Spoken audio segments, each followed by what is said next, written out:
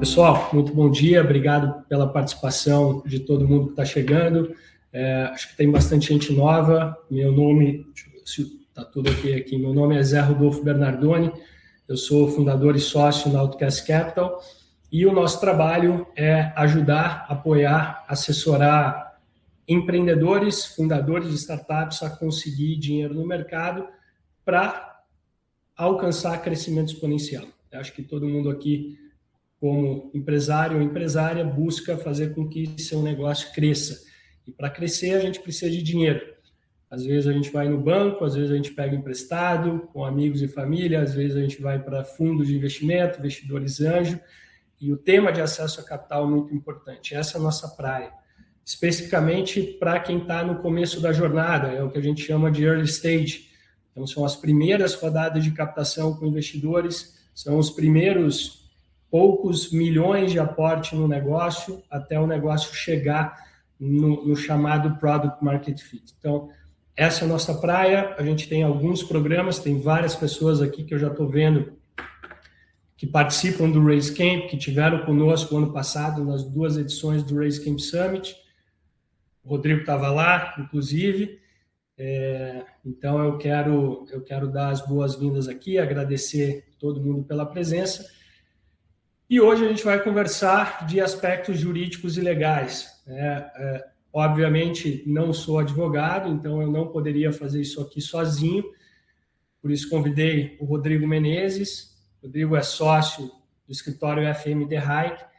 Sem rasgação de seda, na minha opinião, o melhor, se não um dos 3 melhores escritórios nessa área no Brasil. Então, quando você fala de acesso a capital...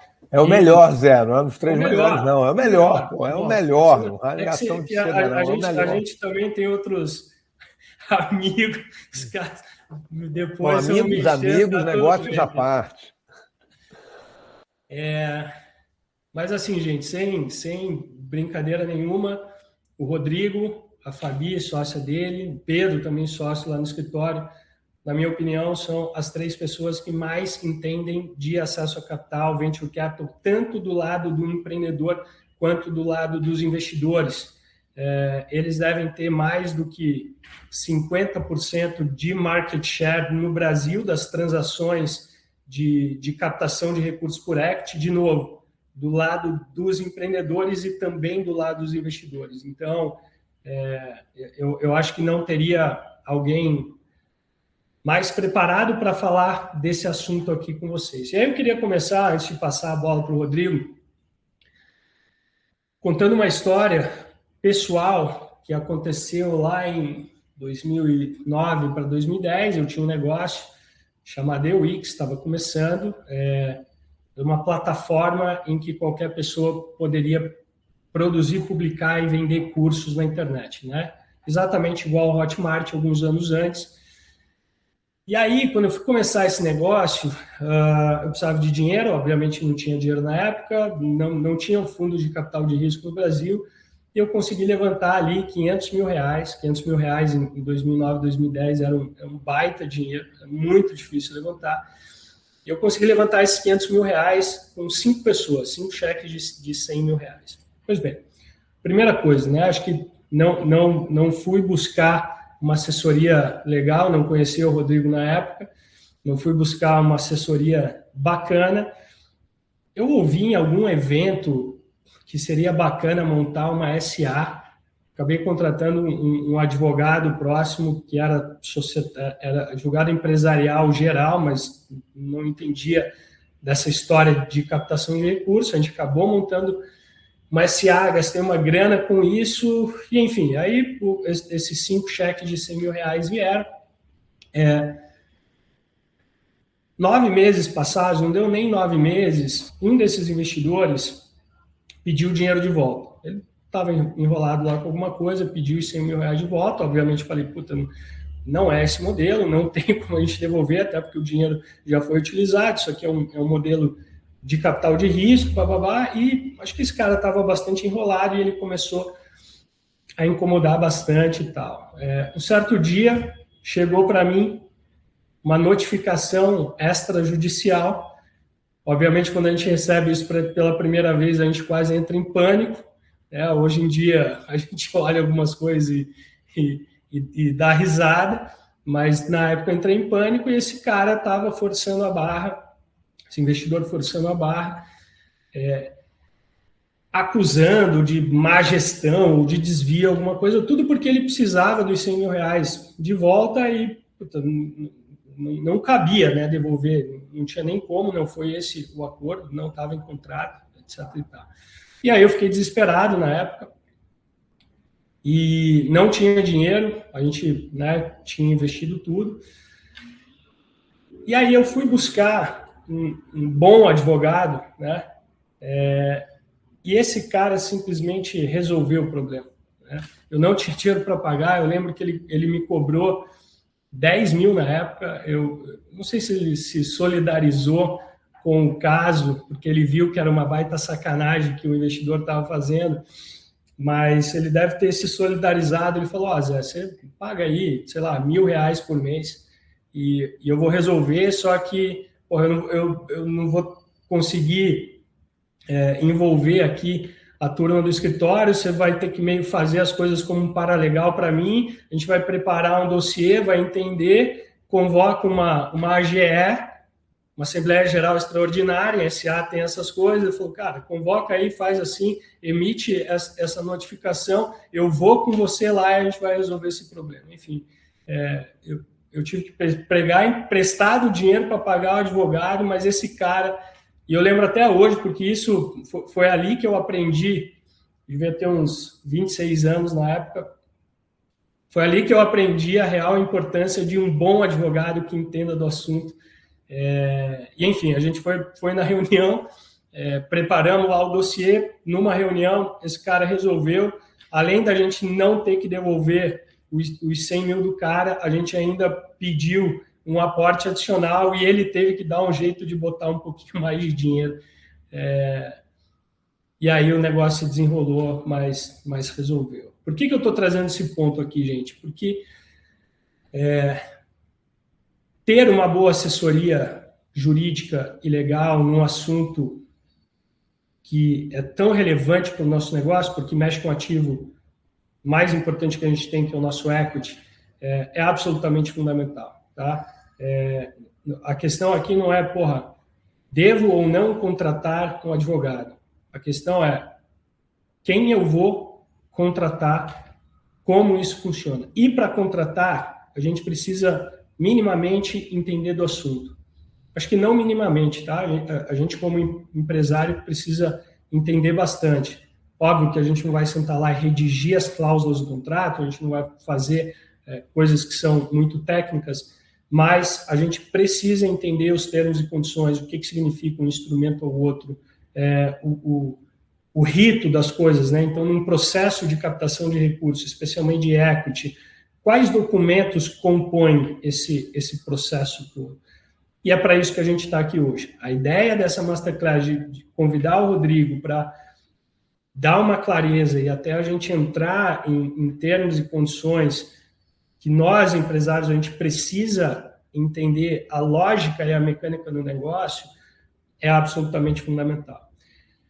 Então é isso. Vou passar a bola aqui para o Rodrigo. Fiquem à vontade para fazer perguntas no chat, tá? Eu vou tentar dar uma mediada no final, sobrando tempo. Tem uma função aqui que é de você levantar a mão. Tem um botãozinho ali, ó, com o ícone de uma mão, e se quiser fazer alguma pergunta no final, a gente faz uma filinha aqui virtual e abre. Só peço que todo mundo nas perguntas seja muito objetivo.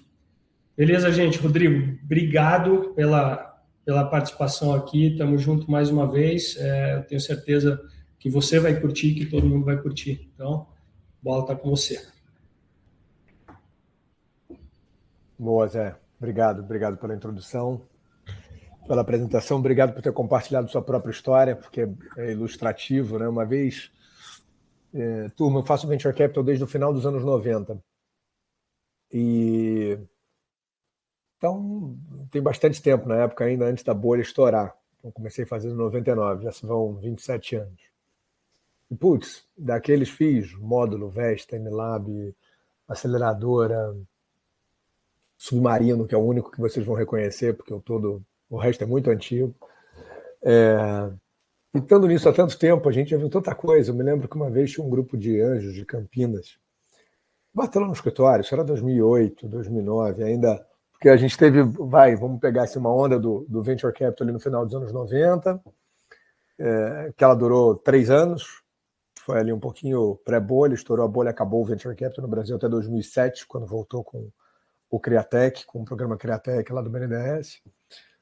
E depois, puxa, quando você completa um ciclo, né, tem uma turma de VCs, mais cascudos, que estão aí fazendo há mais tempo. Quando em 2017 você tem a saída da 99, e aí você fala, caramba, o ciclo de Venture Capital se completou, e a partir dali todo mundo viu que quando acertava bastante. Né? Nesse meio do caminho, eu me lembro que apareceu uma turma, num caso parecido com o seu, Zé. E, cara, era uma turma de Campinas, vou dar o nome de Campina Angels, não era isso, não era? Cara, a gente apresentou de Campinas. O que você deve ter consertado de cagada não é brincadeira, né, cara? Porque... Cara, mas ali era Campinas Devils, assim, os caras estavam tão preocupados em cobrar a dívida, ao invés de ser um investimento, tão preocupados em cobrar a dívida, que a gente conseguiu com facilidade até tirar o peso do investimento dos founders. Então, essas histórias são comuns, ainda são comuns, lamentavelmente, são menos comuns, mas elas são comuns ainda, menos por mau caratismo, acho que muito mais por falta de entendimento mesmo da indústria, muitas vezes dos investidores, muitas vezes dos founders, dos empreendedores, então acho que tem isso. Turma, eu vou compartilhar uma apresentação aqui que ela vai servir como um guidance, ela é até bem parecida com a apresentação que a gente fez no ano passado, lá no encontro que o Zé organizou na XP, mas lá a gente tinha 10 minutos para fazer aquela apresentação. Aqui a gente vai ter essa hora e pouco, para a gente poder debater, e mais uma vez o Zé vai interromper aqui a qualquer momento, interagir, trazer perguntas, e vocês também fiquem à vontade. Eu ainda que esteja, né, eu não vejo vocês, mas eu ainda que eu esteja com o chat do meu lado, eu vou ficar concentrado na pergunta, não vou estar acompanhando aqui as perguntas, mas se quiser, Marcelo, vão estar de olho aí e para trazê-las para cá. Tá bom? E muito bom dia a todos, que seja produtivo e frutífero aí para todos nós aqui esse dia, não só essa apresentação, mas esse dia. Essa é a nossa agenda de hoje, né? A gente vai falar do tipo de investimento, engajamento, estruturação do investimento. E a gente vai falar sobre a perspectiva dos fundos, né? Ainda que a gente trabalhe bastante para as startups, eu estou trazendo aqui uma ilustração para vocês, que é dos fundos de Venture Capital que nós trabalhamos, ou alguns deles. Então, tem várias corporações, tem vários fundos tradicionais, ainda que a gente trabalhe, para Caveu, para Conta Simples, para OMI, que a gente tem acompanhado a jornada inteira da RD Station, da Stiling, a gente esteja na Mimo, a gente está no early stage bem pequenininho, e a gente até mencionei a RD Station, a gente adora acompanhar a jornada do founder, né? A gente fez o primeiro investimento que a DGF aportou lá na RD Station, depois fizemos a Stella, depois fizemos a série B da Redpoint, aí a série C do TPG, a série D da Riverwood e a venda para TOTS por 2 bi. Então, a gente é super ativo dentro do ecossistema, trabalhando para as startups e trabalhando para os fundos. Hoje a gente trabalha para mais de 30 fundos e para mais de 200 startups. Então, aproveitem essa experiência aqui, que está na mesa, para fazerem as perguntas, os questionamentos e as histórias que vocês queiram ouvir aqui no decorrer da apresentação. Tá bom? Vamos adiante. Como é que começa a conversa, né? Você vai ali, ontem eu estava com um founder muito bom até. Fui dar uma mentoria para ele, enfim. E aí o cara falou, eu já bati na porta de todos os fundos, né? Então, já conversei com alguns e vou conversar com outros. Então aqui, claro, faz parte até das próprias masterclass e do Raise Camp que o Zé faz, falar, você tem que bater na porta dos fundos para fazer o teu pitch, o teu deck e olhar qual é o momento. Faz sentido eu ir na Riverwood, conversar com eles se eu estou captando pre-seed? Não faz nenhum, eles não estão nem aí para você. Se bobear, não faz nem sentido você ir na Kazek. Se Se bobear, não faz nem sentido ir na Monax ou na Stella. Não, estou captando um seed. Faz sentido ir na Stella, na Monax? Faz todo sentido. Então você tem ali primeiro uma lógica entre qual é o teu momento de negócio para saber qual é o perfil do fundo com quem você vai captar. Então isso aqui é importante de ter em mente, né? E como é que começa essa conversa? Vai começar com um NDA, de falar assim, putz, vamos assinar um termo de confidencialidade porque eu tenho um monte de coisa aqui para mostrar para Outcast Capital, ou para Zé Rodolfo Ventures, ou para o Rodrigo Menezes Ventures, putz, que um fundo de 500 milhões para fazer seed. Eu vou assinar um NDA, um termo de confidencialidade? Putz, uma preocupação que o founder tem é de preservar a sua ideia, o seu negócio, o seu produto, o seu projeto. Cara, mas eu sou um fundo de venture capital que faço SaaS, AI, sei lá, como a DGF. Eu converso com mais ou menos 10 a 12 founders por semana que estão fazendo literalmente a mesma coisa. Então, eu não vou, mas meu projeto é diferente. Cara, dane-se. Eu ia falar um palavrão, eu sou carioca, já estou há 20 anos em São Paulo, mas ia sair um palavrão aqui, mas eu consegui segurar. Então, dane-se, cara. Se não quer, então me apresenta, porque a não ser que você esteja fazendo um foguete que vai levar o homem à Lua, saindo de Congonhas, custando $200 e voltando em 30 minutos, e que você, tenha sido engenheiro da NASA e tenha depositado 40 patentes, realmente você precisa preservar a confidencialidade, você é mais um business de SaaS AI. Então, assim, você é mais uma fintech, você é mais uma health tech, você é mais uma agritech. Não tem. Então, é importante que vocês também tenham nessa conversa, vocês não estão vendendo a empresa. Não é um M&A, que nem a RD Station vai lá e faz com a TOTS e tinha um bid competitivo, porque tinha a Visma, tinha a Local Web, tinha outros potenciais players, tinha Salesforce, onde falar assim, você quer olhar o ativo, vamos assinar um termo de confidencialidade, porque você não vai poder falar quanto a empresa fatura, você não vai poder falar quantos empregados a empresa tem, quais são os clientes, etc. e tal. Ali, nessa hora, isso vai entrar na conta. Lembrando que o NDA, um termo de confidencialidade, é muito mais um acordo de cavalheiros do que qualquer coisa, porque também é de difícil prova de que o Zé me deu uma informação, ele falou, Rodrigo, você não sabe, o Fluminense vai contratar o Arias e ele vai cobrir a oferta do Palmeiras, no Arias.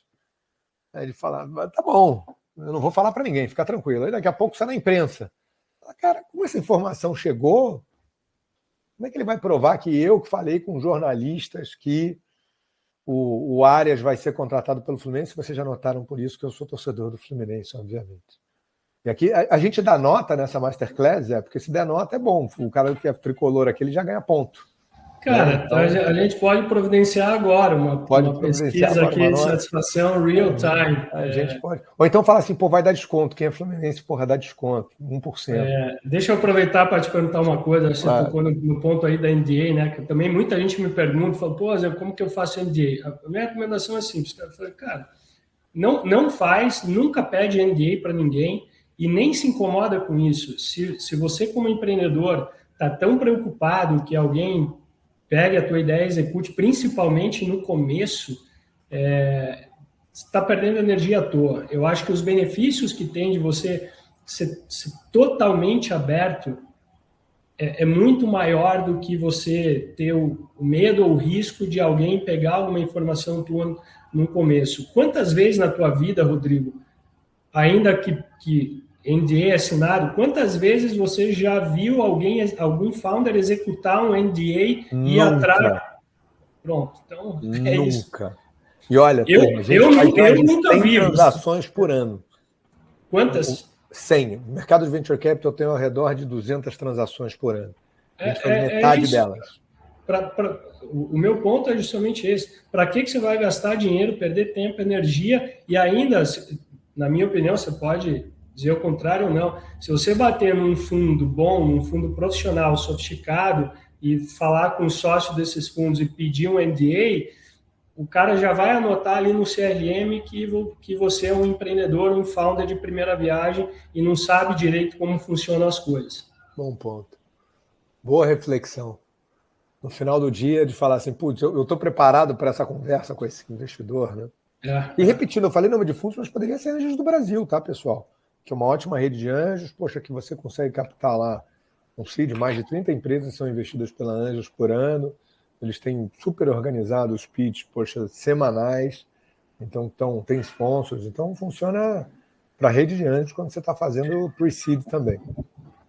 Beleza, então ultrapassamos esse NDA, a gente vai para um term sheet. Puxa, mas o term sheet, que a gente já vai falar dele aqui, ele funciona muito para quando a gente está fazendo um deal de equity.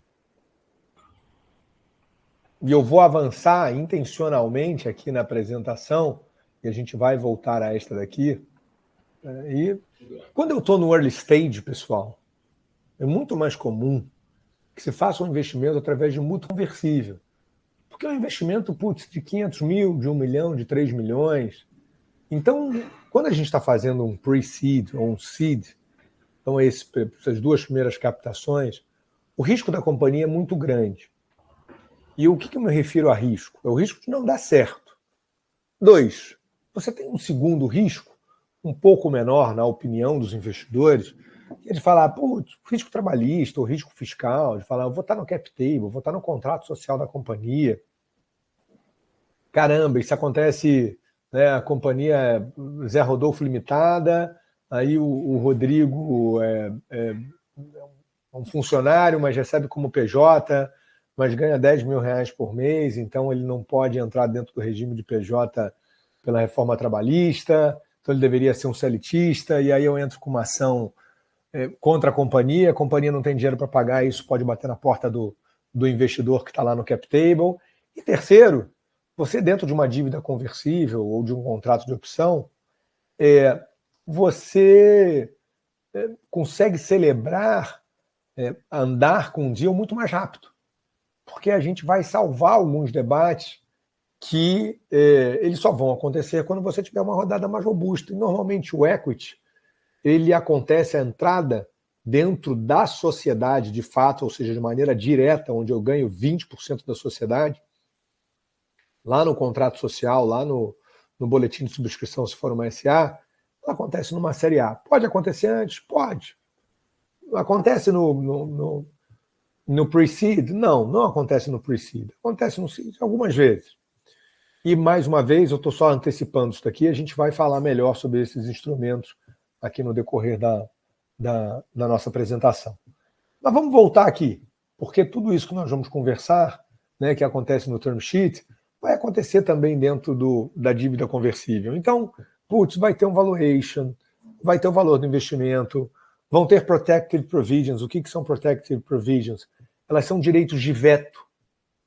Então, eu como investidor vou dizer não, ou ter o poder de dizer não para o empreendedor em quê? Vai ter governança, vão ter cláusulas de liquidez, lembrem-se, o investidor entra querendo sair imediatamente. Se eu sou um CVC, eventualmente eu posso querer colocar na mesa uma relação de exclusividade comercial. E no term sheet, claro, enquanto a gente está conversando, eu quero ter certeza que você está conversando só comigo. Eu quero ter certeza de que você não está conversando com outro investidor quando eu coloco uma proposta na mesa. Então, para fazer um paralelo, é como, olha, por enquanto, se a gente está ficando, está tudo bem, a gente está ficando aqui, olha, ninguém tem compromisso com ninguém. Poxa, isso aqui a gente partiu para um namoro. De falar, olha, namoro, eu namoro. Hoje em dia eu tenho uma filha de quase 17, pai, eu já ouvi falar que tem um ficante e um ficante exclusivo. Então aqui é o ficante exclusivo, né? Na nova terminologia não é mais namoro. Então, esse ficante exclusivo é para ter certeza, você não pode ir lá conversar com mais ninguém. Depois a gente decide se vai namorar ou não. E aí fica mais exclusivo ainda. Então, e claro, quando eu digo namorar ou não, é porque a gente ainda está na dívida conversível e depois a gente casa efetivamente quando a gente vai para o equity ali e se torna sócio. Então aqui, eu acho que esse é um bom paralelo que ilustra bem como é que vai funcionar esta relação. A exclusividade é importante, ela tem um prazo, 60, 90 dias, porque se eu coloquei uma proposta na mesa, essa proposta tem que se traduzir depois em efetivamente, né, o casamento. Vamos falar, pô, casamos, até a hora que eu chego na igreja ainda posso dizer não. Depois que eu disse sim, claro, eu posso separar, mas separar dá mais trabalho do que casar. Então, pô, quando você casa, é sempre melhor. Porra, espero que todos tenham a intenção de estar ali para sempre. Enfim, ainda que a gente sabe que as separações podem ocorrer. Então, é importante que o founder saiba que dentro deste debate vai acontecer isso e não tem nada de errado. Fala, pô, mas o fundo filha da puta, agora quer ser exclusivo, tá me impedindo de conversar com alguém. Não, cara, ele fez uma proposta. E às vezes a exclusividade, ela é uma exclusividade relativa, porque essa proposta é uma proposta que eu vou fazer, olha, eu vou ser o líder da rodada. Então a Stella está colocando, eu vou ser o líder da rodada, mas você ainda vai captar, olha, são 5 milhões, eu estou colocando 3 milhões no cap table, e os outros 2 milhões vão ser captados com outros fundos que vão compor a rodada, e assim por diante. Então é importante que vocês saibam disso, que esse term sheet, e mais uma vez a gente vai falar sobre os termos deles mais adiante, eles vão ter isto. Legal, assinamos o term sheet, putz, a gente vai agora se conhecer mais. Então, o fundo ou os investidores, os anjos, vão fazer uma due diligence, vão fazer uma auditoria. Putz, estou fazendo um investimento baixo de 500 mil, de 1 milhão, é pequenininho, é friends and family, é o escambau. Putz, vai ter due diligence? Não, não vai ter due diligence. A empresa acabou de nascer, tal, mas tem uma auditoria que sempre vai ser feita ou deveria ser feita, que é uma de reputação. Porque no final do dia, cara, a gente é o que nossa reputação representa. Quando eu estou montando a empresa, essa reputação vale tanto para os meus valores pessoais quanto para os profissionais. E, claro, para a competência. Vou trazer aqui um caso pitoresco para vocês. Uma vez, há muitos anos atrás, lá no escritório, apareceram 2 founders de uma empresa. E eram 3 founders. E eles apareceram sem nenhuma indicação, nenhuma referência, só tinham ouvido falar de nós, eles tinham visto a gente em algum lugar, normalmente, repetindo, né? Alguém vem por indicação. Mas beleza, os caras bateram lá, a gente cobrou até um retainer fee dos caras, aonde a gente pediu a ele falar, olha, paga aqui antes e tal. Putz, o investidor era um super angel, resolveu fazer uma due diligence da companhia, a companhia já existia uns 2 anos, e o CTO, que era esse terceiro founder, tinha entrado um pouquinho depois. Esse cara pediu documentos, levantou, lembrem-se, a gente estava pelos empreendedores. Quem faz a due diligence são os investidores. Esse super angel tinha um contrato dentro da polícia e levantou a ficha corrida dos caras. E isso é proibido, tá bom? Eu pedi uma certidão de antecedentes criminais na justiça, isso não tem nada proibido, é público. Então eu posso pedir, se eu tenho o CPF do Zé, o CPF de qualquer um de vocês aqui, eu vou lá e peço essa informação. Mas o que está ainda em fase de inquérito, então quando a gente vê, aquele cara teve 20 passagens pela polícia, isso jamais poderia ser publicado. O cara teve 30 passagens pela polícia, é proibido. Beleza. A famosa capivara. A famosa capivara, exatamente. Putz, aí descobriram que esse founder, esse CTO que tinha chegado depois, esse cara tinha um inquérito criminal por tráfico de drogas. Puta, foi uma surpresa para os outros 2 founders, foi uma surpresa para o investidor, foi uma surpresa para todo mundo. Putz, o cara tinha sido pego com meio quilo de maconha. Não sei aqui, não sou maconheiro, mas também não sei quem é maconheiro aqui, mas mesmo quem é o que não é 500 gramas de maconha, é maconha pra caralho. Então, assim, vocês sentiram o STF lá, tem uma jurisprudência que hoje diz que o cara é usuário até 30 gramas. Então, qualquer coisa acima de 30 gramas, putz, imagina, cara, a quantidade de maconha que não era. E o cara depois vai se explicar, fala, porra, não era minha, me plantaram, porra, era maconha da galera, eu tava levando pra galera. Cara, sei lá o quê, vai explicar, porra, um poste de maconha, porra, para ser fumado lá pela galera do cara. Obviamente o investimento não aconteceu. Esse é um caso extremo, real, mas que ilustra bem o que é a relevância da reputação. Porque se eu sou investidor, eu vou dizer, putz, o Zé fundou a empresa. Cara, o Zé trabalhou aonde? O Zé tá botando uma fintech, e ele trabalhou antes, putz, no BTG, na XP, no Bradesco, no Itaú, Putz, ele trabalhava na área de crédito, putz, quem foram os chefes dele, quem foram os subordinados dele, quem foram os pares, quem é o co-founder dele. Putz, qual é a história dessa turma? Porque eu vou ser sócio desses caras. Eu não estou comprando e mandando eles embora. Então é super importante aqui que você saiba com quem está fazendo, falar qual é a reputação. Ah, eu vou ser sócio do Paulo Veras. Porque o Paulo Veras, poxa, teve 2 empresas antes de fazer 99 Táxi. Porra, tá bom, a reputação do Paulo Veras chega antes do nome dele. Então chega antes da capacidade de execução dele. Putz, mas será que o Paulo Veras também, com 50 anos, está a fim de empreender e está com o mesmo gás de um cara de 30 anos que está ali? Pode ser que esteja. Pode ser que não. Então vocês têm aqui é importante que vocês saibam a transparência dessa relação, de que a tua história, founder, ela é relevante para o processo de investimento. Vamos adiante na due diligence, se essa sim mais tradicional. Tem a diligence, claro, fiscal, financeira, previdenciária, então due diligence comercial, due diligence tecnologia. Aqui a gente está para falar da diligence legal. Rodrigo, manda. Posso fazer um gancho aqui que eu acho importante para o processo de captação, né? Você falou de reputação, credibilidade, transparência e tudo. Eu quero fazer um gancho em relação a relacionamento e acesso, né? Eu falo para todo mundo aqui, para a turma que participa do Raise Camp, fundraising, ele é um processo contínuo e é também um projeto quando você está com uma rodada aberta. Fazer fundraising é uma atividade eterna de um fundador. Buscar capital, garantir o capital necessário para que a empresa sobreviva e cresça, é atividade eterna e deveria ocupar no mínimo 20% da nossa rotina semanal. Esse tipo de coisa de indicação, de recomendação, de credibilidade que o Rodrigo está falando, isso por si só é fundraising. Então, por exemplo, você ocupar uma parte do teu tempo na semana para ir conversar com investidores, com outros fundadores, com advogados. Ah, mas eu só vou captar, eu só pretendo captar no segundo semestre desse ano. Vai lá falar com o Rodrigo, com o Pedro, com a Fabi. Essa semana começa a relação. Por quê? Porque eles conhecem todo mundo. Vai conversar com os outros founders, as pessoas se falam. Então, assim, essa atividade de criar acesso, ela também vai impactar nisso. Quando você precisa de dinheiro e você vai conversar com os investidores e ninguém te conhece, porque o investidor vai perguntar para os empreendedores que ele já investe, para o seu portfólio.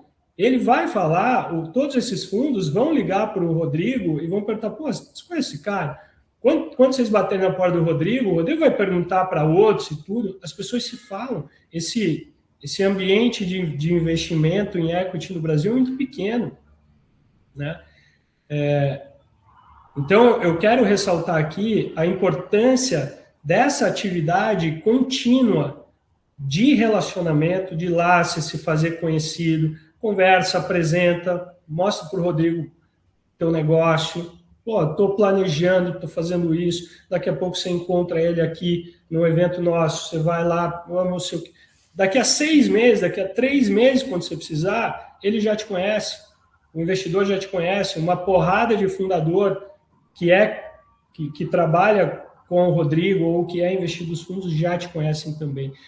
Isso vai construindo essa credibilidade que é tão importante no que ele está falando da due diligence, né? Não sei qual é o termo que você usou aí, mas é a due diligence de reputação. E no começo é isso que vale. É isso aí, Zé. Nada a acrescentar do que você trouxe. Boa. Eu falei nada a acrescentar e vou adicionar, mas os fundos se falam também. Então, porque muitas vezes um fundo é uma indústria colaborativa. Então eu vou lá, faço um pitch para Paralax, que é um fundo que investe em fintechs. Ela fala assim, você é fintech, mas você não é um fintech aqui tão alinhado à minha tese, mas a tua tese é legal porque ela tem fintech e ela tem algo do agro, porque ela está querendo resolver um problema do agro. Então, cara, conversa lá com o Chico Jardim da SP Ventures. Então, eles próprios se falam também e mandam de falar, porque às vezes o founder é bom, mas não é específico para um cara. Indo aqui para a diligence legal, Mas são todos os problemas que podem aparecer dentro de uma empresa. Acabei de montar a empresa, tem 3 meses. Isso aqui é...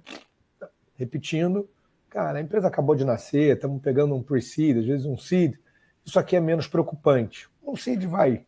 Se é um fundo, FIP, um fundo CVM, então esse cara vai fazer uma due diligence ou aquilo que a gente chama de um health check compliance, né, em que você tira certidões, você olha documentos societários.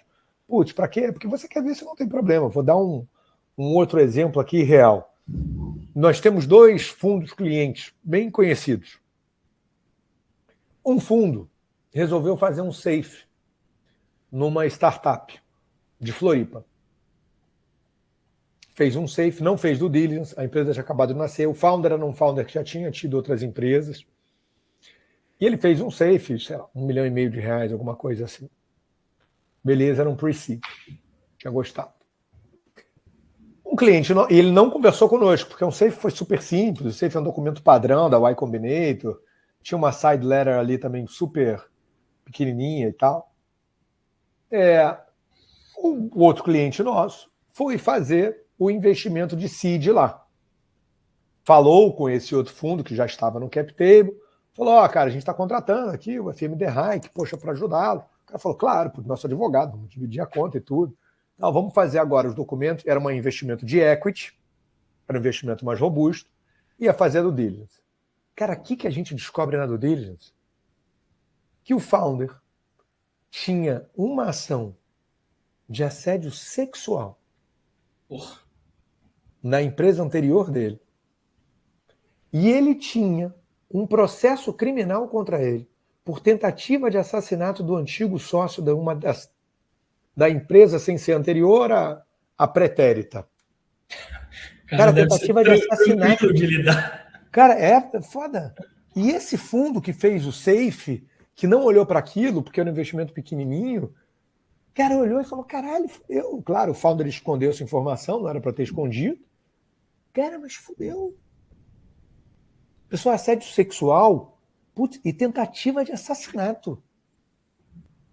Não é que o cara teve um negócio de assédio moral porque gritou e falou, Zé, porra, seu trabalho tá uma merda.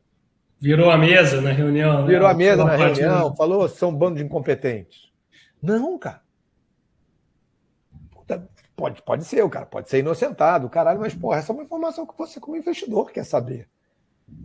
Obviamente, o fundo 1 perdeu dinheiro, porque não deu sequência, porque houve uma quebra de confiança gigante. E 2, o segundo fundo, claro, não investiu. Então, isso aqui no early stage aconteceu. E uma outra circunstância, um outro fundo ia investir numa empresa que tinha como sócio no cap table um cara que tinha sido indicado na Lava Jato. Na Lava Jato. Esse cara era um grupo de fala, um sócio minoritário, então imagina que sou eu, o Zé e o Antônio, e eu sou o cara indiciado, eu tenho 20% do negócio. E o fundo veio conversar conosco, falou, cara, só para você saber, eu fui indiciado por causa disso, não fiz nada, bababá, porra, você vai ver meu nome no Google, porra, eu fui chamado em CPI, porra, no Congresso, escambau. Eu levei a informação, outro caso real, eu levei a informação de que eu era um cara de falar assim, mas eu não quero que seja impedido o investimento, a empresa é legal, o fundo queria investir. Cara, a gente arrumou uma solução jurídica para sair do Rodrigo. E sem o Rodrigo ser prejudicado. Aqui, a grosso modo, o Rodrigo ele ganharia, no final da jornada, um kicker. Enfim, não vou entrar num tecnicismo aqui agora, mas para que o Rodrigo também fizesse jus a algum ganho, mais adiante, se a empresa fosse bem sucedida.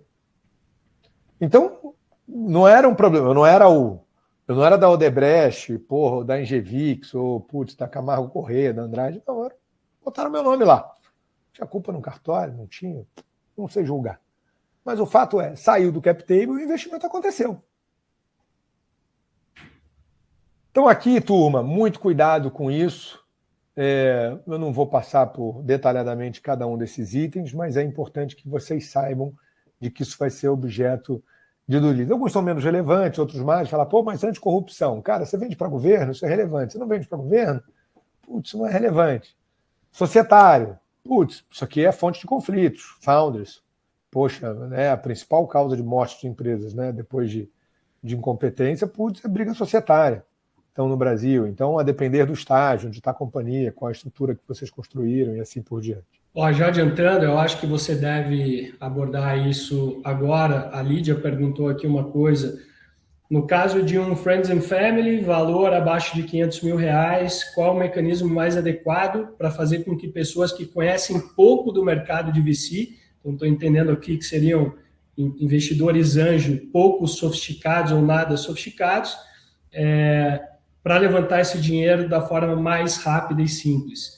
Abaixo de R$500 mil, um Friends and Family para a turma que não está acostumada com esse modelo. Qual seria um mecanismo aqui?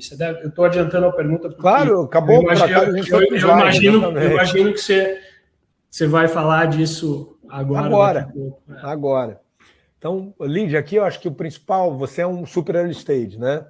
Então, a gente está num investimento direto em que você vai fazer uma dívida conversível, uma opção ou um safe. Vamos explicar agora a diferença entre cada um deles. O mais comum, quando a gente está falando de uma empresa brasileira, né, uma startup brasileira que está recebendo um investimento de Friends and Family no Brasil, pouco sofisticados, é que você faça ou uma dívida conversível, na sua maioria, ou um contrato de opção.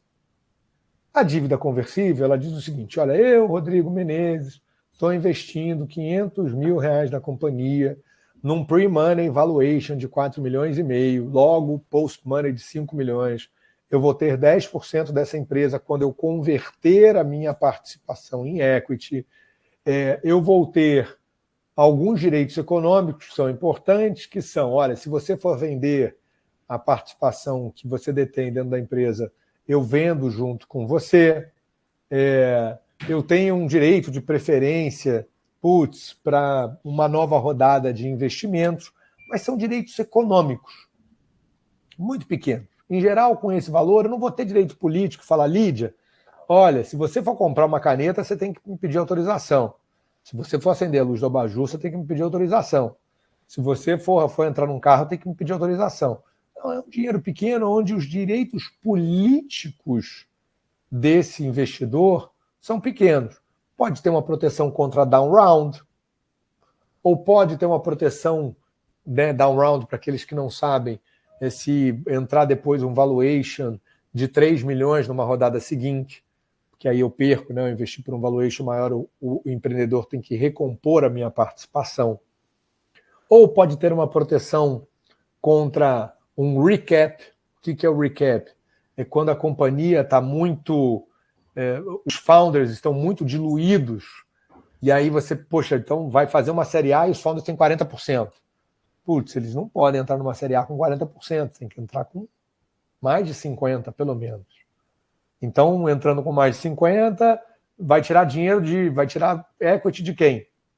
Putz, dos outros investidores. Caramba, como é que a gente se protege aqui? Então, vai falar com isso, a dívida conversível, ela traz uma blindagem para o credor. E por isso mais usada. Porque não é que eu vou cobrar, você não está oferecendo uma garantia real, ou você não está oferecendo uma fiança, você não é o fiador desse deal e vai ter que pagar 500 mil. Não. Eu coloquei 500 mil como dívida, a empresa foi mal sucedida, não conseguiu captar de novo para eu converter o meu dinheiro, eu perdi meu dinheiro. Eu vou cobrar a dívida na justiça. Vou, mas eu não vou receber. A companhia não tem dinheiro, não tem ativo, não tem nada. Um contrato de opção, por sua vez, é um direito que eu estou comprando agora para participar na sequência do equity da companhia. Então, olha, eu pago 500 mil para ter 10% da companhia no dia que eu quiser converter. A companhia não deve nada, portanto, ao Rodrigo Menezes. O Rodrigo Menezes pagou um direito de opção. O SAFE é mais ou menos a mesma coisa que o contrato de opção, que é este direito. Só que ele não é usado no Brasil, ele é usado quando você tem uma estrutura offshore. Então você tem uma estrutura que você está em Cayman, você está em Delaware. Então aqui você faz um SAFE, porque ele é um documento, repetindo, ele é um contrato de opção, mas ele é um contrato de opção gringo, ele não vale para o Brasil. Então isso aqui a gente está falando com um grau de sofisticação onde o teu investidor, são anjos gringos, ou são pessoas com estruturas de investimento no exterior. Então aí você vai fazer um safe. Ou eu entrei no programa de aceleração da Y Combinator. Então aqui você vai fazer um safe, que é um contrato de opção super básico, mas básico, aonde os direitos, na verdade, estarão escritos num documento que a gente chama de side letter. E é literalmente essa tradução. Então, é um contrato à parte que ele vai dizer, eu vou ter esses direitos econômicos aqui, eu vou ter alguns direitos políticos, se eu sou, um investidor relevante. Então, mais uma vez, a gente vai ter um slide logo na sequência que a gente vai tratar de quais direitos seriam esses. É correto dizer que o SAFE ele não funciona no Brasil? Você está falando, ele não é aplicável à legislação brasileira, mas, ao mesmo tempo, esse contrato de opção side letter que você está falando, ele, de certa forma, emula a lógica econômica do SAFE para a realidade brasileira. É isso? Perfeito, e vou até mais longe, Zé. Tá, é o inverso. O SAFE é uma cópia de um contrato de opção brasileiro. O SAFE veio depois. A gente já usava contrato de opção há muito tempo. A nossa lei da SA, ela já falava de bônus de subscrição, para usar mais um tecnicismo aqui, ou seja, eu estou pagando um bônus para subscrever depois. Então, estou pagando um dinheiro agora para subscrever uma participação no futuro. Vem desde 76. Então, o SAFE foi criado pela Y Combinator, acho que em 2014, 2015, alguma coisa por aí. Então, mas está certo a lógica, mas é só para dizer, a gente já tinha esse instrumento antes, não é que nós copiamos eles, tá? Vamos lá. Investimento direto, equity, a gente adiantou aqui no slide anterior, então, aonde tratamos é um investimento muito mais robusto, vai demorar um pouquinho mais de tempo, a diligence certamente vai ser feita, eu vou pedir mais direitos, o volume de investimentos é maior. Então, isso é usado no early stage, mas obrigatoriamente a partir da série A é sempre usado. Mas eu já vi dívida conversível na série B. Cara, você viu bridge na série B. Então tem uma série B que foi feita, aí vai para a série C, mas a empresa quer um valuation maior para quando chegar a série C, então ela pode fazer um empréstimo ponte, um bridge, com os investidores atuais ou um outro, colocando uma dívida conversível e definindo o valuation na próxima rodada. Claro, com alguma vantagem para este investidor que entrou no bridge. Então ele vai ter um desconto de 20% sobre o valuation da próxima rodada. Então o valuation da série B foi 100 milhões, o valuation da série C vai ser 300 milhões, e ele vai entrar com 20% de desconto, porque ele fez um bridge 6 meses antes, então ao invés de pagar 300 milhões de valuation, ele paga 240, que é o valuation descontado.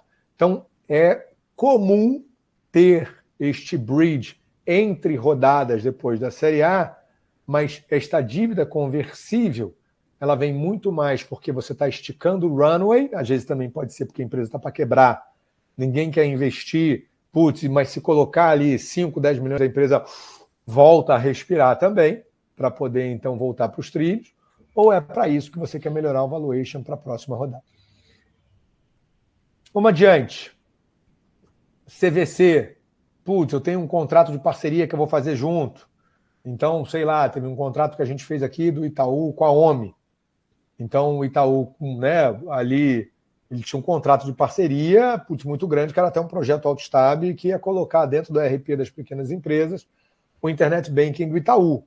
Então, você pode ter um contrato de parceria robusto como esse. Você tem acordos de propriedade intelectual, aqui fala mais com a indústria farmacêutica, mas com cláusula de investimento. Ou é um negócio que não é investimento, você está fazendo um acqui-hiring. Então, você está fazendo uma aquisição, você está fazendo um early exit da companhia. Então, a companhia, ao invés de ir para a série B, ela fala, cara, vem para cá, e aí já não é mais investimento, é um M&A. Né? Ou a gente vai fazer uma estratégia de go-to-market. Então, aqui a gente está falando de engajamento. Aqui a gente já não está mais falando do investimento clássico. Engajamento pode ser tanto um exit, ou podem ser outras modalidades de se construir isso. Tá bom? Vamos aqui para o slide seguinte. Muito bem.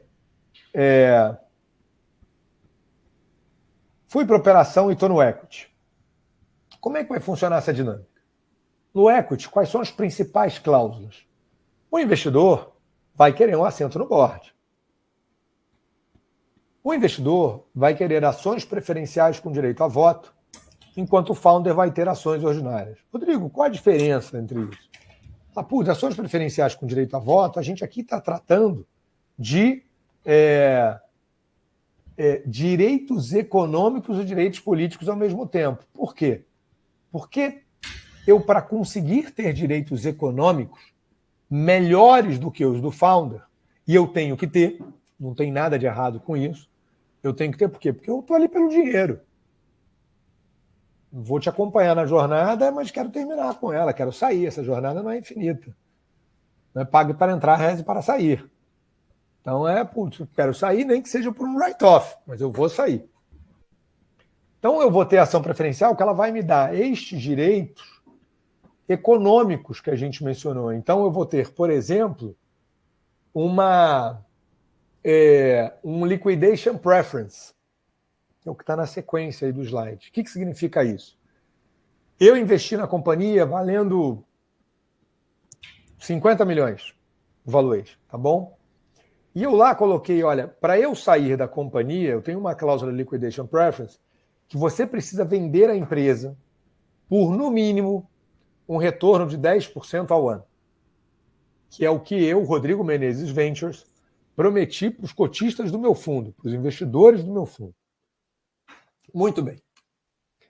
Aí, 3 anos depois, logo, fazendo conta de juros simples, para a gente não complicar a equação aqui, não vamos fazer juros compostos, eu tenho que ganhar 65 milhões, pelo menos, para vender a companhia, para ganhar minha participação na companhia equivalente. E lembrando que 10% ao ano eu não estou ganhando dinheiro nenhum.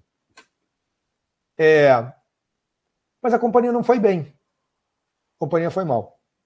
Mas ainda assim, apareceu uma oportunidade de vender a companhia por 30 milhões de reais. Então vamos supor que eu entrei num valuation aqui pre-money de 50 milhões e coloquei 10 milhões. Então com 60 milhões eu tenho a grosso modo, o post-money valuation, coloquei os 10, eu tenho a grosso modo aqui 18% de participação. Os meus 18% de participação, se a companhia está sendo vendida por 40 milhões, isso aqui significa que eu tenho que ganhar 7 milhões. Pô, mas espera aí, eu tenho uma cláusula de liquidation preference, que eu preciso vender a companhia por pelo menos 65 milhões. 18% de 65 milhões vai dar, grosso modo, 11 milhões. Logo, eu, apesar de estar vendendo a companhia a 40 milhões, portanto deveria receber menos, eu vou receber os meus 11, que é equivalente a 27% da companhia. É 50% mais do que os 18 que eu tinha. Por quê? Porque eu tenho uma proteção. Para eu ter esta proteção, eu preciso deste tipo de ação. Segundo elemento, ainda falando com direitos econômicos. Cláusula de saída. O founder quer vender, eu tenho tag along, eu vendo junto com ele. Eu quero vender e tenho uma oferta boa para vender e a gente precificou, olha, eu posso te puxar para vender se aparecer uma oferta de 100 milhões. Mas espera aí, cara, a empresa vale 200. Cara, apareceu uma oferta de 100, eu estou remunerando meu capital aqui, em já 2 vezes, em 1 ano, e eu quero vender. Vamos assumir que isso seja real. Porque, claro, o fundo de VC quer vender sempre por muito mais. Não, mas a empresa vale 200. Então faz o seguinte, arruma um cara que pague 200 e compra minha participação por 100. Você ainda vai ganhar dinheiro em cima do meu dinheiro. Não tem um cara. Então, campeão, eu estou lhe dragando, estou te puxando. Então, num eu estou tagueando, então estou me juntando, e no outro eu estou dragando. Ou uma cláusula de recompra, a empresa está indo bem, mas não apareceu um comprador. E depois de 5 anos, a empresa tem caixa e pode ir recomprando a minha participação ano a ano, até que eu saia do cap table da companhia. Porque isso aqui também, em geral, não é uma boa saída para o fundo. Mas é uma forma de você conseguir proteger o capital.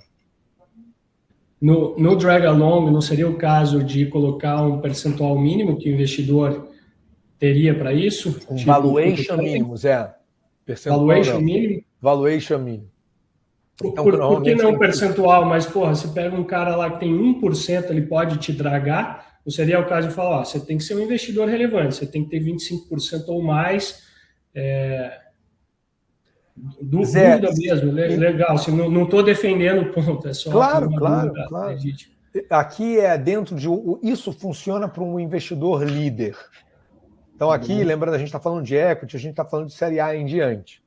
Então, série A é um cara que vai ter ou uma composição de investidores que vai ter 15%. Então, já naturalmente tem isto, mas a tua preocupação, ou melhor, a tua provocação é válida. Eu sou um investidor anjo, coloquei R$500 mil dentro da empresa, e para pegar lá o exemplo que a Lídia tinha colocado, É isso. e vou fazer...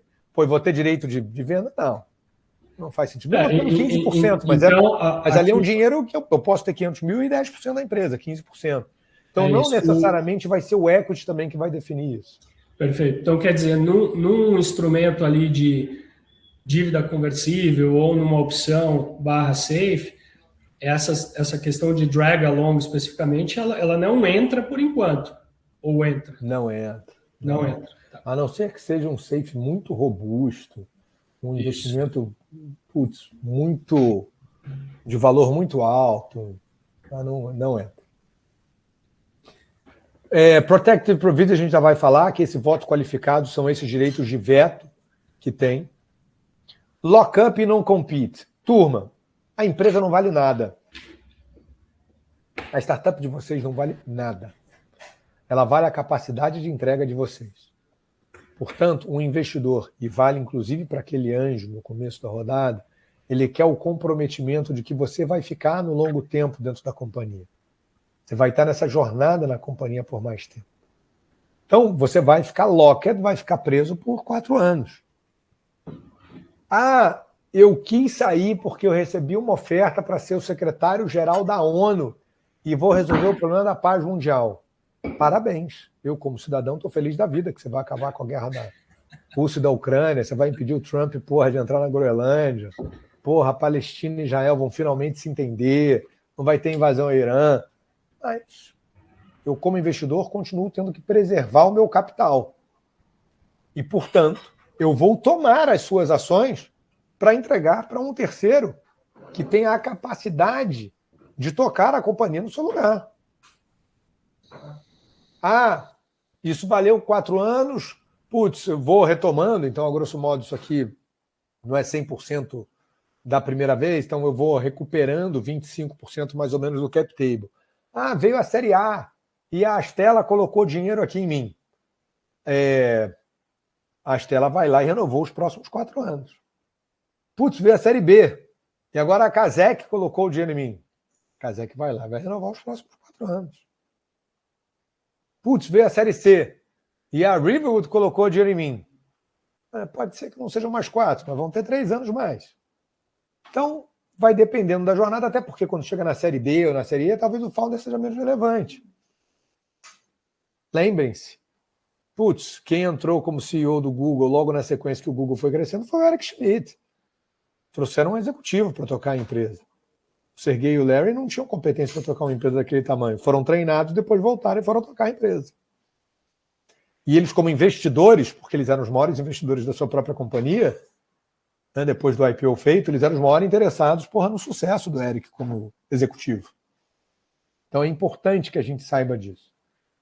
Reps and Warrants, aqui, representações de garantias, você precisa de uma fotografia da companhia. Então, qual é a fotografia da companhia no momento que eu invisto? Ah, a companhia fatura 30 milhões. A companhia tem 60 funcionários. A companhia tem 120 clientes. A companhia tinha tantas ações trabalhistas, tantas ações tributárias. Tinha esse modelo de negócio. Então, por que eu não estou comprando gato por lebre? Né? Aqui, ilustrando de uma maneira mais simplista, é de falar, olha, a companhia tem 100 laptops. Tá bom. Aí você vai lá no registro do ativo contábil, a companhia tem 10. Fala, porra, meu irmão, vendeu 100 laptops, mas tem 10? Então, importante aqui entra dentro daquela regra de transparência já logo das primeiras conversas entre investidor e empreendedor. Vamos adiante. As Protected Provisions que a gente falou. Cara, eu sou investidor. Eu não tenho direito de dizer sim. Eu não tenho direito de dizer sim. Por quê? Porque eu não sou majoritário dentro da companhia. Mas eu tenho direito de dizer não. Então, eu investi numa companhia que ela é uma fintech. E eu quero transformá-la numa retail tech. Putz, espera aí, cara. Isso é uma mudança de objeto social. Eu preciso dizer sim para isso daqui. Você quer vender ou transferir os ativos de propriedade intelectual da companhia. Putz, o cerne de uma companhia de tecnologia é PI. Então, você transferiu, você esvaziou. Mesmo a companhia continuando ali. Putz, eu quero tomar uma dívida. O Itaú, opa, isso aqui pode comprometer o fluxo financeiro, o fluxo de caixa da companhia e pode, então, prejudicar o meu investimento? Então, transações com partes relacionadas. Vou contratar o meu irmão. Cara, o teu irmão pode ser o cara mais competente do mundo. Mas eu tenho que validar. Então, aqui, eu não tenho o direito de dizer sim. O founder tem que trazer isto. Ou o grupo de founders. Mas eu tenho o direito de dizer não. Então, poxa, mas eu não quero dar satisfação. Cara, então não me chama para o jogo. Vamos fazer o mesmo paralelo de novo lá com o namoro? Fala, mas agora eu tenho que falar com a minha mulher ou com o meu marido, né? Eu casei, todo dia. Fala assim, eu vou jogar bola, eu jogo bola, tá tudo bem, pode jogar, mas tem que avisar que pode jogar bola.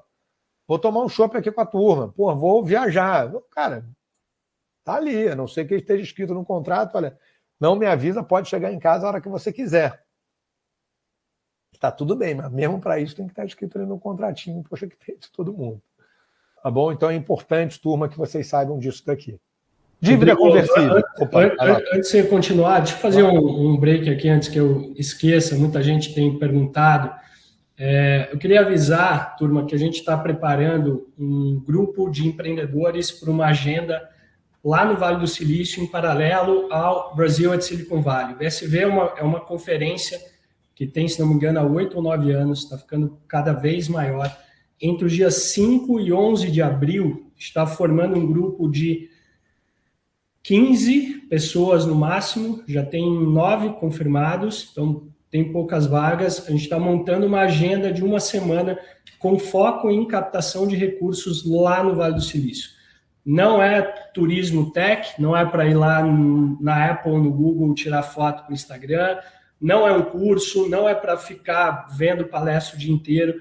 A gente vai visitar investidores, a gente vai visitar founders brasileiros e americanos, mas principalmente brasileiros que estão no Vale do Silício para saber como esses caras levantaram recursos. A gente vai provavelmente em 2 ou 3 big techs falar com os CVCs dos caras, a gente vai em aceleradoras. Então é uma agenda de uma semana, começa domingo, dia 5 de abril, à noite, a gente vai ter um happy hour de confraternização, até o outro sábado. O BSV acontece 6, 7 e 8. Eu nem perguntei ainda para o Rodrigo se ele vai estar lá, talvez sim, mas certamente alguém da equipe vai estar. Dessa vez eu vou. Toda a comunidade, é muito engraçado essa semana, porque assim, parece que você está em São Paulo, parece que você está no Brasil, e fala, mas por que eu tenho que ir para os Estados Unidos se eu posso falar com todo mundo aqui? A questão é construir acesso e construir relacionamento. Quando você está num lugar desse, todo mundo está meio que fora da sua realidade operacional e está lá para fazer relacionamento. Empreendedores que são investidos de fundos, investidores anjos daqui estão lá. Os fundos, as pessoas do ecossistema, fora todos os brasileiros que estão no Vale do Silício e fora os americanos, porque acaba chamando um pouco de atenção. Esse grupo não é para quem está começando, esse grupo é para quem já está ali na fase de seed ou série A.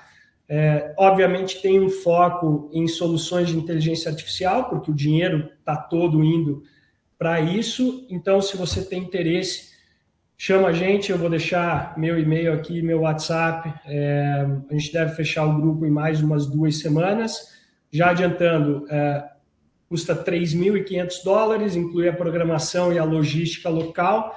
Então, toda a agenda e tem 6 vagas ainda disponíveis. Se você tem interesse, se você tem um negócio, pretende captar aqui ou lá, eu acho que vai ser muito bacana. Então, é isso, gente. Nossa missão com foco em fundraising para o Vale do Silício do dia 5 ao dia 11 de abril. Valeu, desculpa a interrupção aqui, Rodrigo, manda bala lá. Nada disso, cara. Momento merchan. Certíssimo.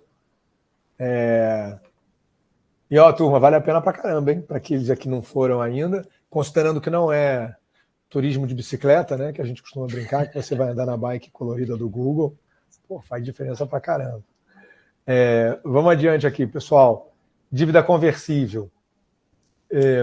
Ele tem que ser uma dívida. Primeiro, puxa, mas isso parece tão básico, né? A gente assessorou várias corporações que fizeram um programa de aceleração. E algumas delas bateram na nossa porta depois de já ter feito o primeiro bet. Fala, putz, como é que organiza e tal?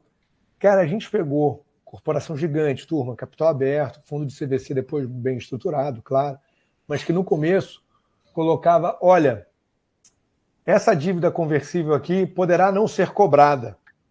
Putz, isso é uma cagada sem fim. Porque, primeiro, eu não preciso escrever que a dívida poderá não ser cobrada. Se o cara não pagar, eu posso esquecer de cobrar. Então, já naturalmente, eu tenho esse direito. 2, se eu escrevo que ela não pode ser paga, se ela poderá não ser paga, eu estou descaracterizando a dívida conversível. Logo, o que eu estou fazendo aqui é comando aquele risco que o credor, né, o investidor, tinha se blindado, porque ele não está no cap table, não está no nome dele no contrato social, putz, registrado na junta, na receita, acabou, porque eu estou descaracterizando essa dívida conversível. Então, cláusulas usuais de dívida. Dívida é dívida. E vou trazer um outro elemento importante. Em determinado momento, a Acelera Partners, que foi uma aceleradora da Microsoft, e ela não foi o primeiro caso, tá bom, turma? Ela fez direitinho. Ela fez investimentos em algumas startups. E uma das startups, ela foi sendo bem sucedida, só que teve um problema de relacionamento entre o founder e a Acelera Partners. E a empresa, a startup, recebeu uma oferta para receber um aporte de um fundo de investimento de venture capital. Cara, ela repagou. Também a Microsoft já não acreditava muito no futuro da companhia, a Microsoft estava mais certa do que errada, porque realmente a companhia não foi tão mais adiante. Ela falou, então faz o seguinte, repaga aqui minha dívida, tá tudo certo, estou indo embora. Não ganhou dinheiro exatamente, recuperou, então a dívida pode ser exercida em circunstâncias como esta. Tá bom? Os termos da conversão, direitos do credor, então os termos da conversão aqui que a gente está falando, quantos por cento eu vou ter da companhia, né, que equity que eu vou ter, em que momento que eu posso fazer essa conversão, pré-série A, depois da série A e assim por diante. Eu posso ter a opção, né, de ter ações da própria startup como garantia, que a grosso modo não vale nada, se a companhia não vale nada, as ações não valem nada, e se a companhia valer tudo, continua sem valer nada, porque eu vou converter minha participação em equity. Logo, tudo deu certo e eu não tive que usar esse instrumento. Os covenants, que a gente chama que são essas restrições para o uso de capital, que a grosso modo nós estamos falando daqueles direitos de veto que estavam no slide anterior, então valem também para um direito, se todo mundo vai tomar uma dívida aqui no Itaú, robusta, no BNDES, no BNDESPAR, são direitos de falar, olha, você não pode estar com um ratio XPTO dentro do teu balanço, você não pode distribuir dividendos, enquanto a companhia estiver deficitária, e assim por diante. As representações e garantias que nós conversamos, e os futuros direitos para conversão. Então, ele fala, olha, quando a gente converter esta participação, esta dívida em participação, eu vou ter aqueles direitos que a gente mencionou lá no slide anterior. Então, isto eu tenho que garantir desde agora. Posso ter um acordo de acionistas como anexo? Posso. Isso é comum? Poucas vezes. E quando acontece, acontece mais no âmbito de um investimento de um corporate venture capital liderando. Por quê? Porque ele tem mais leverage na negociação ali. Então, isso acontece algumas vezes, mas não é sempre. Tá bom? Então, o caso recomendável aqui é porque, por exemplo, pode estar já dentro de um path to control, né? A companhia está investindo, mas já com a intenção de fazer uma aquisição. Então, acho que são nessas situações. Quando você está falando com um IVC tradicional, Domo, Big Bets, Astela, Canary, Vox, Monax, isso aqui não entra dentro da equação. Tá? Rodrigo, Manda. Tem uma pergunta aqui do Ari. Se tem uma diferença real entre o contrato de participação de investimento anjo, ele colocou aqui LC 155 de 2016, e o mútuo conversível. E aí, complementando, contrato de participação mais simples e regulado poderia ser melhor aplicável ao Friends and Family? Eu entendo aqui que ele está questionando sobre, acho que tem lá, né, hoje regulamentado esse contrato de participação de investimento anjo, se é a mesma coisa que o mútuo conversível ou não, se você puder explorar um pouco. Pessoal, o contrato, Ari, o contrato de participação de investimento anjo é um lixo. Não serve para nada, cara. É isso. Desculpem o meu excesso de sinceridade. E por que isso? Eu fui chairman do Comitê de Venture Capital da BVCap por 6 anos. Então, devo ter ido a Brasília mais ou menos umas 15 vezes nesse período que a gente foi discutir o marco legal de startups. Antes do próprio marco legal de startups, saiu essa lei complementar do contrato de participação. Ela não serve para nada, ela não traz nenhum benefício para o investidor, não traz nenhum benefício para o empreendedor. Putz, foi uma decepção, o marco legal de startups é outro lixo. Ele também não serve para nada, ele não conseguiu sair nada daquilo que a gente defendia, que poderia mexer no ponteiro da indústria de investimentos e venture capital do Brasil, aconteceu. Então, se alguém aparecer para você um contrato de investimento anjo, foge. Ou, se alguém aparecer para você com isso, por desconhecimento, fala, cara, putz, o que a indústria usa é um contrato de opção ou de mútuo conversível, conversa com o teu advogado, porque isso aqui não é para ser utilizado. Você não tem ganho nenhum, porque ele tentou fazer ele virou um Frankenstein, porque ele é um misto de um contrato de equity, um misto de um contrato de dívida, com um misto de um contrato de SPC, que é uma sociedade por conta de participação, que é um negócio utilizado em investimento imobiliário. Assim, então, não tem nenhum ganho, tá, para isso daqui. Respondi a dúvida, Ari. Qualquer coisa, bota a pergunta aqui de volta, tá? Indo para o último slide aqui, pessoal. Eixa. Vocês estão vendo a tela, não? Estamos vendo aqui SOP. Isso aí, tá certinho. Beleza. Então, vamos lá. Putz, what else to pay attention to? O que a gente tem que olhar? Noves fora, então a gente falou de todo o procedimento de investimento. Stock Option Plan, to flip or not to flip, impacto fiscal na saída e questões regulatórias aplicadas. Vamos no Stock Option Plan. Pessoal, a jornada vai acontecendo e à medida que ela vai acontecendo, vocês vão, por si próprios, ou requeridos pelos investidores, trazerem funcionários relevantes ou incentivarem os funcionários a continuarem na companhia pelo longo prazo, um ILP, um incentivo de longo prazo. O Stock Option é parte desse incentivo, até porque muitas vezes você não tem um recurso para pagar o salário que o cara ganharia dentro de uma empresa. Então esse cara vai ganhar um salário menor, mas em compensação ele tem chance de fazer parte do equity e se vender a companhia, putz, o cara tem lá 0,1%, de uma companhia que foi vendida a 1 bilhão, ele ganha 10 milhões.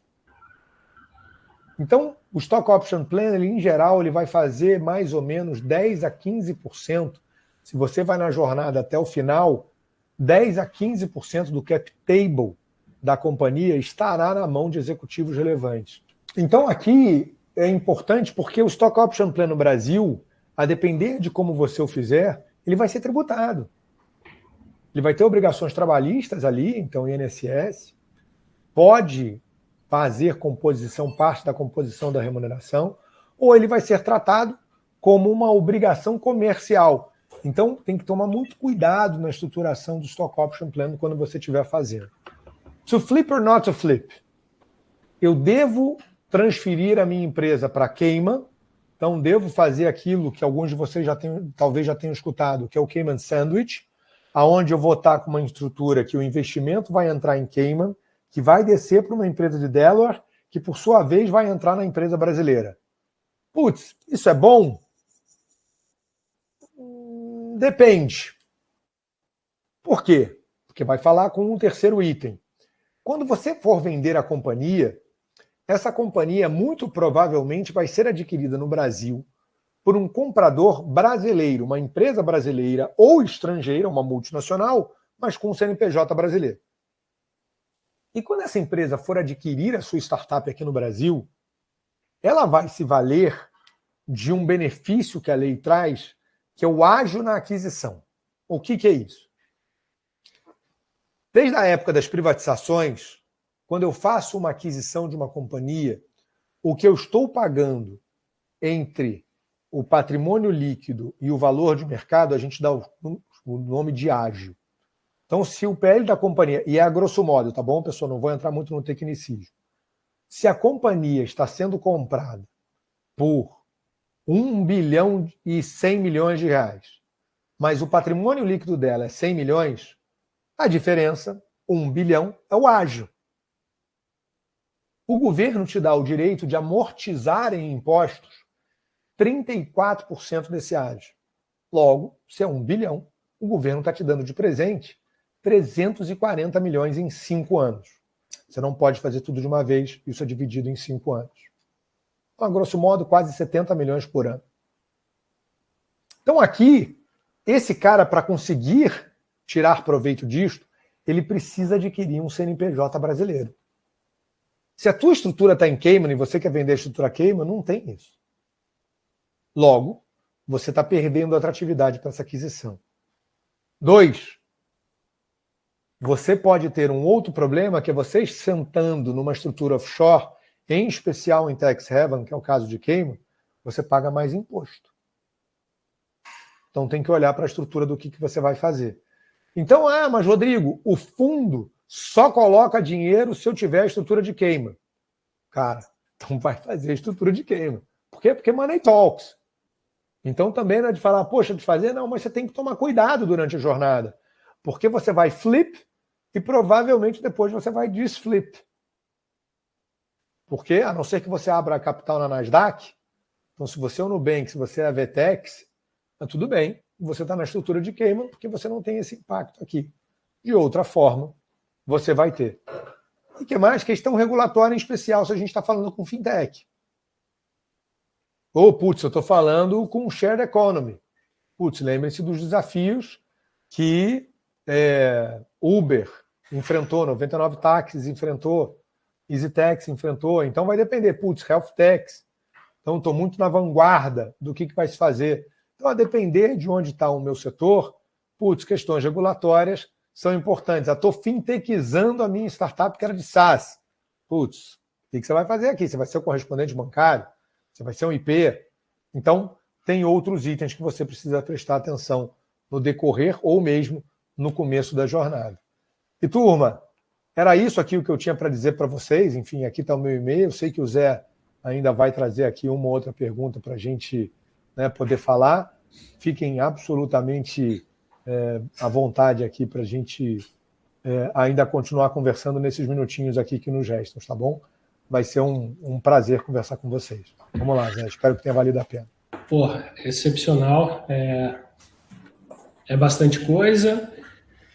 Eu acho que abre a cabeça aqui, né? O objetivo desse papo é justamente que todo mundo tenha um entendimento do jogo que a gente joga, né? E da complexidade disso, que quando a gente for discutir ou contratar o teu escritório ou outro, ou estiver na frente do investidor, esses termos esses termos e condições, eles não podem ser surpresa.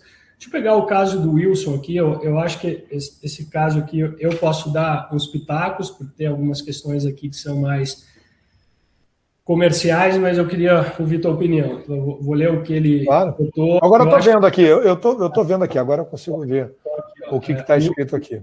O Wilson falou que a startup dele tem 10 anjos, smart money, e 70% do cap table está na mão dos founders. Então, eu estou entendendo aqui que 70% na mão dos founders, 30% na mão de 10 investidores anjos, e acabamos de receber a proposta de um aporte a fundo perdido do Embrapa e Sebrae. Acho que o primeiro ponto aqui, né? Aporte a fundo perdido, se for fundo perdido mesmo, em tese não se comunica com o equity, então o aporte a fundo perdido é ótimo. Você conseguiu dinheiro de subvenção econômica, fundo perdido, você bota esse dinheiro para dentro né, pelo que está escrito aqui, não se comunica. Mas tivemos a interrupção na tração, né? Então, teve um problema ali de tração, perdemos um primeiro contrato com o cliente, bababá. Como estamos sem tração e precisamos agora achar um investidor anjão para algo maior, entre 600 mil a 1 milhão, nós, founders, achamos que tudo bem usar a gordura de cotas para baixar o valor da cota. Vamos lá, meu ponto aqui, depois queria ouvir o Rodrigo. Acho que assim, considerando que esses investidores anjo entraram com 30%, não sei o valor porque você não colocou aqui, mas foi uma rodada só, eu acho que você não tem gordura de cotas. Eu acho pelo contrário, eu acho que você já está muito diluído. Se foi uma rodada só, os caras já pegaram 30% por algum valor e você precisa de mais de caixa, eu acho que você não está, Wilson, numa situação tão confortável. É aquela coisa. Puta, e é natural que isso aconteça numa startup. Estou aqui, tenho um cliente, puta, tive problema, estou patinando, estou encontrando meu modelo, mas definitivamente eu não acho que você tenha gordura. Tá? Você precisa talvez fazer um bridge, você precisa de uma nova rodada, talvez não tenha muito tempo, e você já deixou na mão 30%. O que é o indicado? O mercado opera mais ou menos com 20%. Nesse super early stage, um pouco menos, 15%. Né? Quando você vai fazer esse primeiro cheque de investidor anjo, mesmo pessoa física, friends and family, tem que cuidar desse equity. E aí ele termina aqui, Rodrigo. Baixar o valor da cota, nesse caso, traz algum tipo de impacto negativo junto aos anjos, aos primeiros lá? Afinal, pensamos que esse movimento vai ter um benefício para a startup. Talvez a gente está falando aqui de um down round, baixar o valor da cota não necessariamente significa um down round. Down round é você baixar o valor da empresa. Se um investidor anjo botou uma cota de 100 mil, você vai trazer outros nos mesmos termos e condições, uma cota de 50 mil, acho que não tem problema. O problema está se o investidor anjo ali atrás colocou ao valuation da empresa de 10 milhões e agora você está pedindo um valuation de 5 milhões, tem que olhar aquele contrato. E aí o Wilson coloca aqui, parece um efeito indigesto, no sentido de tag along. Eu não sei se isso aqui tem a ver com tag along, eu acho que não. Eu acho que é muito mais um contexto aqui, que você precisa de caixa. Me parece que você não está numa situação tão confortável no sentido de ter essa gordura. E, cara, você tem que chegar para os teus investidores anjo, colocar real, falar, talvez a melhor maneira de você levantar esse capital são com as pessoas que já são teus investidores. Falar, seguinte, gente, tem um problema aqui de caixa, precisamos de mais dinheiro, vocês topam colocar ao mesmo valor, mesmas condições, se precisar reduzir aqui. Então, assim, meu pitaco aqui no sentido mais comercial da coisa, mas eu queria ouvir do Rodrigo o que te parece aqui, Rodrigo. Então, acho que é isso, vou usar só uma expressão um pouco diferente, você está no survival mode, cara. Então, survival mode, topamos qualquer negócio. Então, aqui eu acho que tem tem que ver exatamente como é que estão as condições, claro, do teu contrato com os anjos, o que você já trouxe para dentro de casa, né, para ver onde é que estão as limitações que podem ter a você fazer alguma captação dentro de um down round como esse. Você tem que fazer alguma recomposição e tal, mas survival mode é survival mode, cara. Então, daqui, se tem um dinheiro de Embrapi e Sebrae, é maravilhoso. Você não precisar fazer uma diluição porque está chegando isso daqui, tenta aí. Vê só se é a fundo perdido efetivamente. Mas survival mode, cara, você vai com o que tem. Aí depois você recupera de novo quando você sair do survival mode. Tá? E tem muita gente que já fez survival mode e vira normal. Vira pra caramba. Eu não sei se era boa da ClickSign. A ClickSign, estava indo para baixo.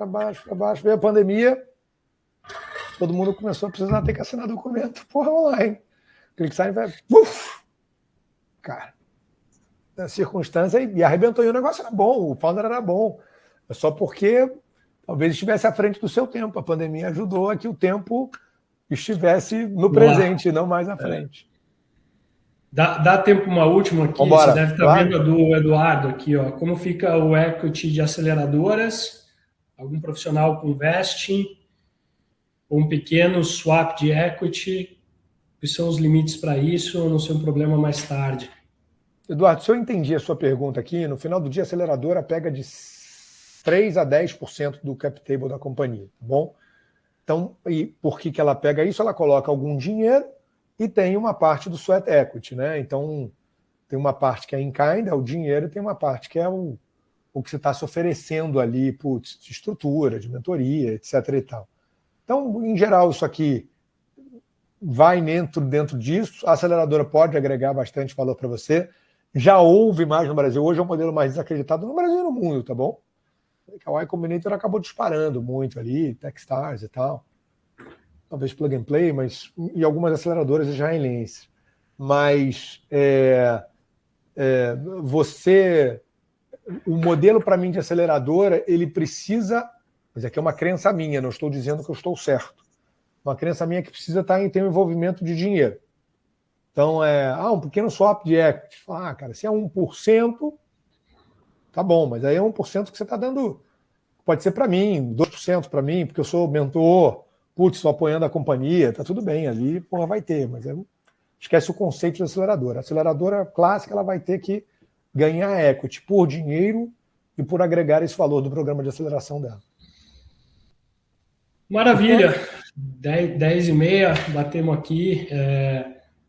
Essa gravação, gente, só para deixar claro aqui para todo mundo, toda quinta-feira, às 9 horas da manhã, eu estou fazendo uma masterclass sempre com estratégias táticas, assuntos bem práticos. Hoje a gente falou de aspectos jurídicos e legais, mas toda quinta-feira, ao vivo, das 9 às 10h30 da manhã, eu vou estar aqui, às vezes só eu, às vezes com um convidado, para trazer esses assuntos para vocês.